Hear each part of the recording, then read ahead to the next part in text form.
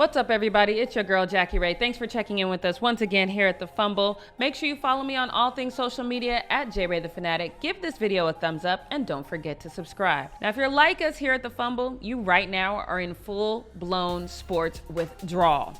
And what makes it even worse is getting back to the game is completely beyond our control. Well, kind of. If y'all would just listen and stay inside so we could get through this. Anyway, I digress. Now, if you're old enough to remember Myspace, then you already have the skills to deal with the sports drought locked away in your memory banks. So let's take a look at some of the longest lockouts in sports history. First up, the Nhl Lockout of 1994. This one was an all-out grudge match. During the preseason, it was clear things were going to come to a screeching halt. The collective bargaining agreement had expired and the owners refused to play the season without a new one. The NHL did have a 10-day player strike in 1992, but in 1994, it was the owners who were threatening to shut things down. The 92 strike caused the league to hire Gary Bettman, who came from the NBA. He had a long list of items he wanted to get done for the owners, but never really considered the players. Somebody probably should have told him that the NHL a little bit more aggressive than the NBA. So much so that the players were willing to let Bettman know that he could catch these hands. Gary Bettman, I'd be worried about my family or Gary Bettman's family. I'd be worried about my well-being. Now he's going to affect a lot of people, and some crazed fan or even a player, who knows, they might take it in their own hands and figure they get him out of the way, and things might get settled. I hate to see something like that happen, but he took the job. You would think someone would have tried to get everyone on the same page, but instead, the commissioner fired the first shot by withdrawing benefits from several players. A shady move that he said was done to push negotiations along. Finally, 103 days later, the owners and players reached an agreement. The owners won several minor concessions, including a rookie salary cap and changes to the arbitration system. But the league-wide salary cap or luxury tax system that literally spurred the entire lockout in the first place, yeah, they didn't get that. Play finally resumed on January 20th, 1995. Now, while all of that was going on, Major League Baseball was having lockout troubles of their own. I don't think baseball is America's favorite pastime. That's just me, and I have numbers to prove me right. But damn it, when the president holds a press conference to talk about it, I'm clearly wrong. This is America's favorite pastime. I had hoped that tonight I would be coming out to tell you that baseball was coming back in 1995.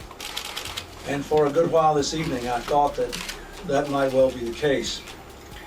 Unfortunately, the parties have not reached agreement. The American people are the real losers. This one hit Major League Baseball pretty hard. Players like Hall of Famer Goose Gossage, Bo Jackson, and Lloyd McClendon would never play another game. Goose Gossage told USA Today, quote, "The strike got me. It got a bunch of us. We faded in and we faded out," which makes sense because Goose Gossage never announced his retirement. He just stopped playing. This one was a crazy fiasco. The negotiator, he resigned. 5 bills aimed at ending the strike were introduced to Congress.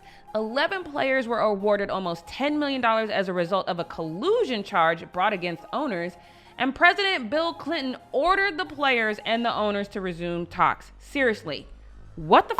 232 days later, an agreement was reached, but the lockout cost the owners $508 million in revenue and $230 million in player salaries. You would think that all other professional sports would look at the NHL and MLB and figure out a way to resolve things before they got too bad, but nope. Up next, the NBA Lockout of 1998-1999 season. This one beat NHL out by 100 days. The NBA was seeing growth every single year leading up to the lockout. In 1988, the average player salary was $500,000. By 1998, the average salary was $2.5 million. And each year, the league was seeing increased revenue in ticket sales, merchandise, and viewership. But in 1995, the Players Union and the league reached a 6-year collective bargaining agreement, but the owners had an option to reopen the agreement if the players' total salary and benefits were more than 51.8% of the league's total income. And in 1998, their salaries were more than 57.2%. The 1995 agreement did have a salary cap, but the cap included the Larry Bird clause, which allowed teams to pay their free agents whatever they wanted regardless of the cap. The agreement also included a cap that limited what rookies could make their first 3 seasons, but rookies could also become free agents at the end of their rookie contract, which is why Kevin Garnett is a big reason the lockout of 1998 occurred. Straight out of high school and at 19 years old, Kevin Garnett signed a deal with the Timberwolves worth $5.4 million.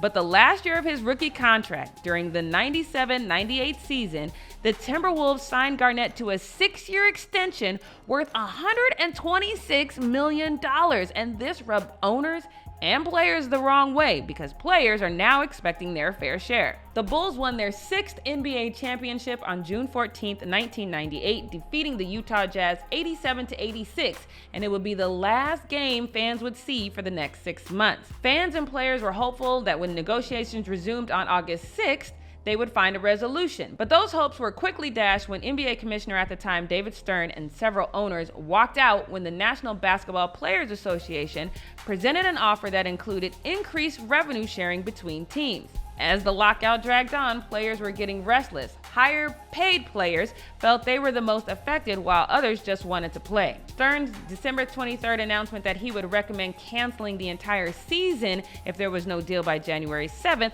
helped push the deal through. On January 6th, the league and the Players Association reached an agreement. The agreement capped player salaries at $9 to $14 million depending on tenure. A rookie pay scale was introduced and was tied to their draft selection. The Larry Bird clause was kept, but annual pay raises were capped. 204 days later, the battle was over. Every single one of these lockouts left fans feeling that greed was leaving them out in the cold, but that didn't stop the NHL from jumping to the top of this list with the most lockout days ever. Just 10 years after their 103-day lockout, they wind up in another one that completely cancels their 88th season. And of course, it had all the same themes as any other lockout. According to an NHL Commission report prior to the 2004-2005 season, NHL clubs spent about 76% of their gross revenues on player salaries. At this time, the fans were completely over it. A Canadian public opinion poll at the time said 52% of fans blamed the players. What do we want it? Now! What do we want? Hockey! When do we want it? Now! What do we want? Hockey! When do we want it? Now! The prior year, the NHL earned $3.3 billion. None of that money was earned during the 2004-2005 lockout, and before an agreement was reached, fans missed out on 1,230 games and the Stanley Cup. So, if there's a bright side to all of this, no owner or player can point the finger at each other. Instead, we have players and owners, well, some owners anyway, that are looking out for the rest of us. See? Silver lining. Make sure you guys stay safe out there. Look out for each other. Don't forget to subscribe, and we'll see you next time.